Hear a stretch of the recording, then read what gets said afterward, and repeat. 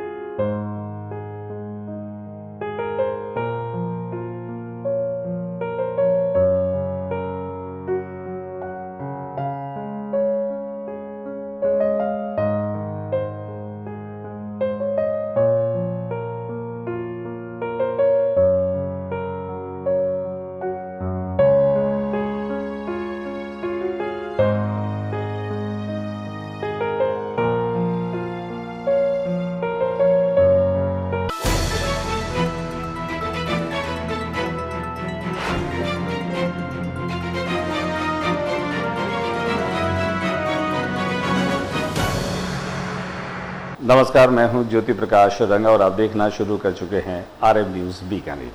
मेरे YouTube channel ज्योति times पर बीकानेर के संभाग की तमाम ताज़ा तरीन खबरें प्रतिदिन आप तक पहुंचाता हूं। मेरे YouTube चैनल ज्योति टाइम्स को अगर आपने सब्सक्राइब नहीं किया है तो पहले सब्सक्राइब कर लें, फिर आगे बढ़े इन समाचारों के साथ में। इसको सब्सक्राइब करें, लाइक करें और ज़्यादा से ज़्यादा शेयर भी करें और देखें दिन भर क्या रहा बीकानेर में खास। राज्य पुलिस जवाबदेही समिति के अध्यक्ष HR कोड़ी ने शुक्रवार सुबह 11 बजे स्थानीय सर्किट हाउस पहुंचने पर किया स्वागत।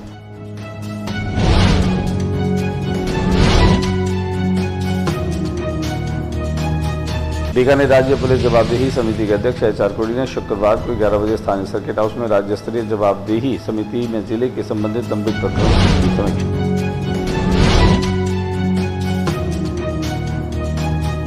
राष्ट्रीय लोकदल स्थानीय निकाय और पंचायत चुनाव को देखते हुए राजस्थान में फिर से सक्रिय हो रहा है। राष्ट्रीय लोकदल का प्रदेश स्तरीय कार्यकर्ता सम्मेलन 11 जुलाई को बिड़ला सभागार में।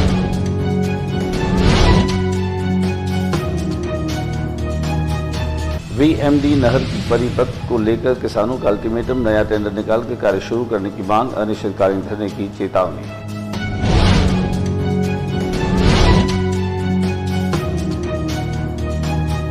बीकानेर के खारा गांव के 459.600 में सिंचाई विभाग व पुलिस द्वारा अपने निजी व्यक्तियों को लाभ देने के लिए ग्रामीणों किसानों को डरा धमकाकर पर्चियां बनवाने के विरोध में किसानों ने कलेक्ट्रेट को प्रदर्शन किया गया। बीकानेर की शहीदी की बहन पहुंची SP ऑफिस, गोविंद नायक हत्या मामले में मांगा न्याय।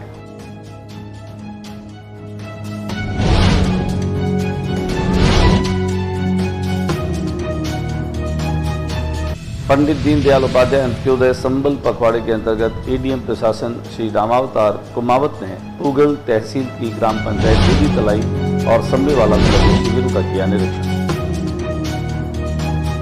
13 वर्षों से लटकी है फायरवर्क्स मार्केट की फाइल, पटा का कारोबार संकट में।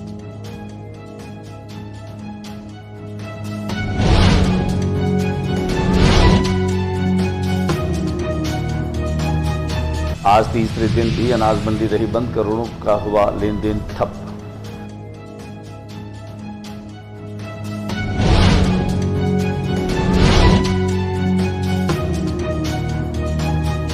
पट्टा जारी फिर भी अवैध निर्माण, BDA की कार्रवाई पर उठे सवाल।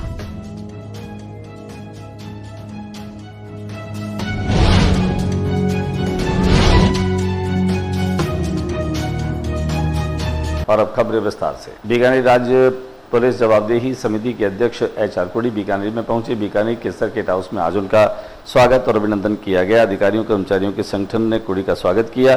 पत्रकारों से बातचीत में कोड़ी ने कहा कि पीड़ित को न्याय कैसे मिले और थाने में उसकी सुनवाई कैसे, उस पर पूरा फोकस किया जा रहा है। अब पुलिस को ये सुनिश्चित करना होगा कि थाने आने वाले पीड़ित को पूरी तरीके से सुना जाए। DG साहब चाहे ना तो भी उनका अंदर अंदर दम घुटता है, वो कोई सुधार करना चाहे, वो कुछ करना चाहे। बीकानेर राज्य पुलिस जवाबदेही समिति के अध्यक्ष HR कोड़ी ने शुक्रवार को सुबह 11 बजे सर्किट हाउस में राज्य स्तरीय पुलिस जवाबदेही समिति में जिले से संबंधित लंबित प्रकरणों की समीक्षा की एवं वरिष्ठ पुलिस अधिकारियों का संवाद भी किया। इस दौरान कोड़ी ने परिवादियों की सुनवाई की और त्वरित न्याय दिलाने के दिशा निर्देश पुलिस अधिकारियों को दिए। इस मौके पर अतिरिक्त पुलिस अधीक्षक सौरभ तिवारी भी मौजूद रहे। कोड़ी ने स्पष्ट कहा कि लंबित प्रकरणों का निस्तारण जल्द किया जाए। पत्रकारों से बातचीत में कुड़ी ने कहा कि पीड़ित को न्याय कैसे मिले और थाने में उसकी सुनवाई कैसे हो, इस पर पूरा फोकस किया जा रहा है। हमने बातचीत की एचआर कुड़ी से। राजीव जी ने कल ज्वाइन कैसे, क्या कुछ उसमें नया कुछ है? नए डीजी साहब ने ज्वाइन किया है। Let us hope for the best. अच्छे के लिए सोचना चाहिए। नए आदमी आए हैं तो निश्चित तौर पर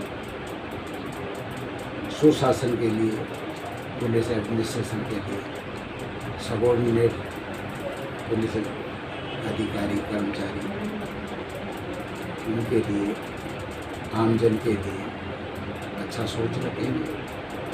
जो रूल ऑफ लॉ है ये राजस्थान की पब्लिक को एहसास करने। स्थानीय निकाय और निगमों के चुनाव करीब आने को हैं और इसे देखते हुए राष्ट्रीय लोकदल फिर से सक्रिय हो रहा है। राष्ट्रीय लोकदल का प्रदेश स्तरीय कार्यकर्ता सम्मेलन 11 जुलाई को बिड़ला सभागार में प्रस्तावित है। अपने बीकानेर प्रवास के दौरान उन्होंने पत्रकारों से बातचीत करते हुए बताया कि सम्मेलन में पार्टी के राष्ट्रीय अध्यक्ष और केंद्रीय मंत्री जयंत चौधरी मुख्य अतिथि होंगे। विशिष्ट अतिथि राष्ट्रीय महासचिव संगठन त्रिलोक त्यागी, राजस्थान प्रभारी महासचिव मलूक नागर, उत्तर प्रदेश के मंत्री अनिल जाटव, राष्ट्रीय महासचिव भरतपुर विधायक सुभाष गर्ग एवं महासचिव अहमद सगीर खान मौजूद रहेंगे। अवाना ने बताया कि इस सम्मेलन में संगठन विस्तार एवं बूथ स्तर तक की मजबूती की रणनीति, निकाय एवं पंचायत चुनावों के लिए रणनीतिक योजना, प्रदेश के विभिन्न मोर्चों पर कार्यकर्ताओं की भागीदारी सुनिश्चित करने के बंधन के साथ युवाओं, किसानों, महिलाओं के मुद्दों पर विशेष संवाद किया जाएगा। 11 जुलाई को जयपुर में बिरला सभागार में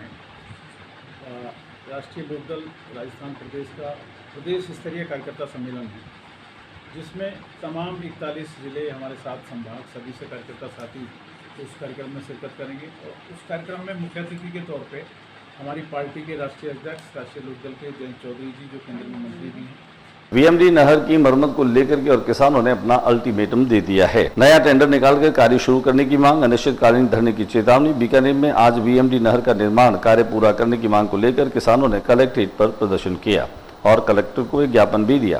किसानों ने कहा कि 2 वर्ष पहले राज्य सरकार द्वारा 24 करोड़ रुपए नहर निर्माण के लिए स्वीकृत किए थे। 2 वर्ष पूर्व ठेकेदार 5-6 आरडी तक कार्य किया, उसके बाद नहर का कार्य बंद कर दिया गया, जो आज तक बंद है। नहर पूरी तरह से क्षतिग्रस्त हो चुकी है, जिसके कारण से टेल के 7-8 चकों में पानी नहीं पहुंच रहा है, न ही बिजाई हो रही है। कार्य चालू करवाने के लिए काश्तकारों ने एक वर्ष से कई बार अधिकारियों को लिखित और मौखिक रूप में अवगत करा चुके हैं। अतिरिक्त मुख्य अभियंता ने लिखित में 10 दिवस के भीतर वीएमडी नहर का निर्माण कार्य चालू करने का आश्वासन दिया, लेकिन आज तक कोई निर्माण कार्य चालू नहीं हुआ। ऐसे में पुराने टेंडर को निरस्त कर नया टेंडर निकलवाकर तुरंत प्रभाव से नहर का निर्माण कार्य चालू करवाया जाए, नहीं तो फिर से किसान अनिश्चितकालीन धरने पर बैठ जाएगा। वेद मकाराम भित्रिका से वेद मकाराम भित्रिका 43 तक है। 2 साल पहले हमारा 25 करोड़ का बजट सेक्शन हो चुका है, तो टेंडर भी हो गया, लेकिन 5-6 आरडी में काम करने के बाद में ठेकेदार ने काम को बंद कर दिया। और उसी चक्कर में हम 2 साल से मुख्य अभियंता आईजीएमपी के चक्कर निकाल रहे हैं, कोई सुनाई नहीं हो रही है और हमें गुमराह कर रहे हैं। इसके कारण से हजारों किसान इस पानी का वो भुगत रहे हैं। इसका जो पानी नहीं मिल रहा है उससे प्रभावित होकर बड़े पलायन के लिए तैयार। बीकानेर के खारा गांव के चक 459.600 ए में सिंचाई विभाग व पुलिस द्वारा अपने निजी व्यक्तियों को लाभ देने, ग्रामीण किसानों को डरा धमकाकर 9 पर्चियां बनवाने के विरोध में आज किसानों ने कलेक्ट्रेट पर प्रदर्शन किया और एक ज्ञापन भी दिया। दिखाते हैं आपको इस प्रदर्शन की कुछ तस्वीरें। 59.600 ये किसान भारी संख्या में यहाँ पर आए हैं।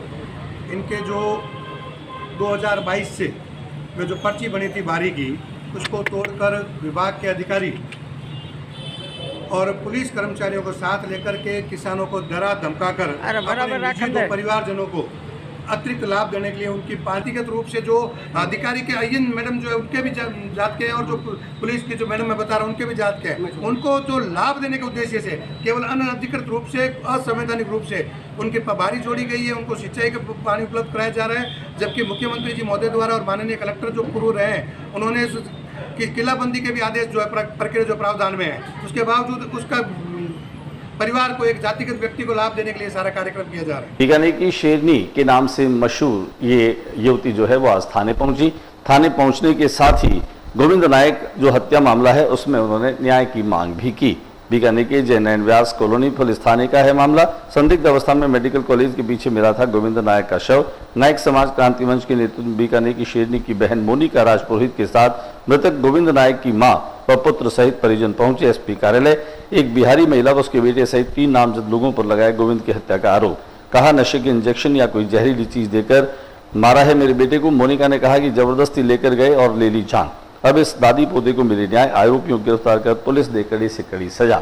दिखाते हैं आपको क्या कुछ कहा मोनिका राजपुर। ये हम रहते हैं अम्बेडकर कॉलोनी में बल्लभ गार्डन के अंदर। गोविंद भैया थे, उनको घर से जबरदस्ती घर से ले जाया जाता है, ठीक है, ले जाके उनको नशे के इंजेक्शन दिए जाते हैं। दोनों होता है, वो बंदा कभी नशा नहीं करता है, फिर भी ले जाके उसकी मौत कर देते हैं। और फिर उसकी मम्मी पापा नहीं है, कुछ दिन पहले ही उनकी डेथ हुई है। उनकी माँ है और एक ही बच्चे है, 2 जने घर के अंदर है। और उसको ले जाके बोलते हैं कि ये बेटा, जबरदस्ती इनको घर से घसीट के, छोटा उनका भाई और उनकी माँ दोनों ले जाते हैं इनकी मम्मी को कि ये बेटा है आपका, हमसे गलती तो हो गई है।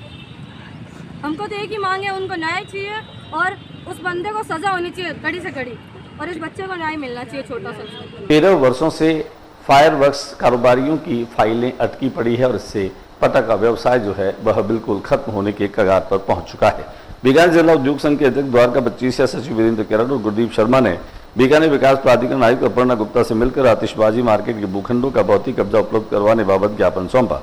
प्रतिनिधिमंडल ने बताया कि बीकानेर की फायरवर्क्स एसोसिएशन, जो कि आतिशबाजी मार्केट हेतु लगभग 13 वर्षों से संघर्ष कर रही है और 2013 से शिववाड़ी क्षेत्र में आतिशबाजी मार्केट की भूमि आवंटन की प्रक्रिया की शुरुआत हुई, उसके लिए स्थायी अनुज्ञा पत्र धारकों से आवेदन पत्र भी मांगे गए, साथ ही धरोहर राशि भी जमा करवाई गई।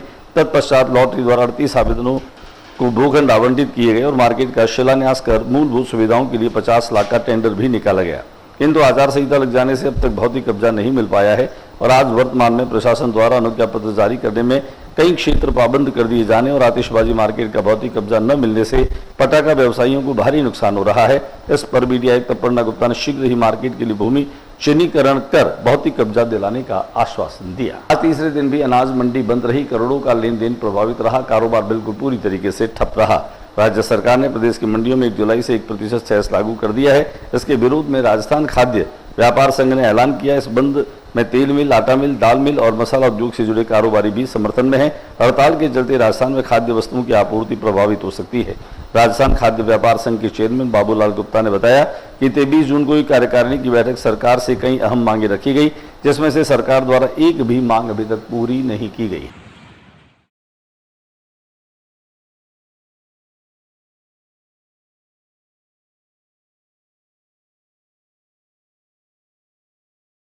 पट्टा जारी फिर भी अवैध निर्माण बता करके और बीडीए ने कार्रवाई कर दी। इस पर सवाल उठे। 300 करोड़ की फर्जीवाड़े के उजागर होने के बाद बीकानेर विकास प्राधिकरण ने अवैध निर्माण को लेकर गंभीरता दिखाने का प्रयास किया है, जिसके चलते आबकारी विभाग के साथ मिलकर शहर के पॉश एरिया में एक शराब की दुकान को सीज किया। सीज का कारण अवैध निर्माण को बताया है बीडीए सचिव अपर्णा गुप्ता, सचिव कलराज मीणा, आबकारी अधिकारी संतोष कुमार, सदर थानाधिकारी मय जाप्ता पहुंचे। शराबगढ़ नामक शराब के ठेके पर अचानक इस कार्रवाई को देखने के लिए भारी भीड़ उमड़ गई। सूचना पर पहुंचे पूर्व पार्षद मनोज बिश्नोई ने कार्रवाई का विरोध जताया। 24 घंटे के भीतर आनन फानन में इस प्रकार की कार्रवाई से ठेका संचालक को अपनी सफाई पेश करने का मौका नहीं दिया गया, जबकि नगर विकास न्यास के अवशेष मालिक को पट्टा जारी किया हुआ है, जबकि ठेका संचालक को आबकारी विभाग ने लाइसेंस भी जारी कर रखा है। उसके बाद भी ठेका संचालक को अपने कागजात पेश करने का मौका तक नहीं देना न्याय संगत नहीं है। दिखाते हैं हम आपको इस कार्रवाई की कुछ तस्वीरें। खेलेगा बीकानेर यूथ गेम 2025 का आयोजन 24 जुलाई से 31 जुलाई तक होने जा रहा है। NLGCF और नमस्ते भारत संस्थाओं के बैनर तले होने वाले इस खेल आयोजन को राज्य क्रीड़ा परिषद और पुलिस रेंज का भी समर्थन प्राप्त है। इससे जुड़े हुए अनिल जोशी ने और रविंद्र हर्ष ने जानकारी देते बताया कि खेलों में लगभग 1000 से ज़्यादा की करीब एंट्री हो चुकी है। ऑनलाइन फॉर्म भरवाए जा रहे हैं, इसके साथ साथ ऑफलाइन फॉर्म भी भरे जा रहे हैं।